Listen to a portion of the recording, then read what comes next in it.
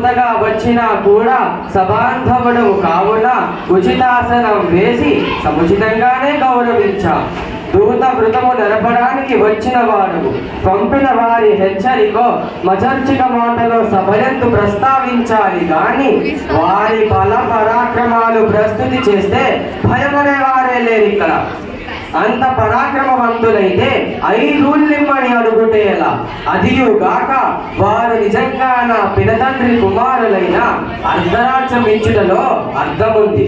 పినతండ్రికి మారు కుమారులైన వారికి అర్ధరాజ్యం ఇస్తే ప్రజలు నవ్విపోతారు. ఏం బావా, కాదంటావా? యమధర్మరాజు, వాయుదేవుడు, ఇంద్రుడు, అశ్విని దేవతలు నాకెలా పినతండ్రులవుతారు? అందుచేత నాకు కాని వారికి అర్ధరాజ్యం ఇవ్వడం కాదు కదా, 5గురికి కలిపి ఒక్క ఊరు కూడా ఇవ్వను. అంతెందుకు, సూది మన మోపునంత నేల కూడా ఇచ్చుట కల్లా. ఇక బల పరాక్రమాలంటావా? అవి ఏ ఒక్కరి సొంతం కాదు.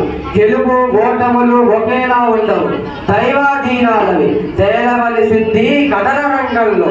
వారంతా వీరులైతే సమరానికి సిద్ధంగా ఉండవను. ఇదే ఈ సుయోధన సార్వభౌముని మాట, ఇదే తథ్యం. Thank you. జై శ్రీమన్నారాయణ.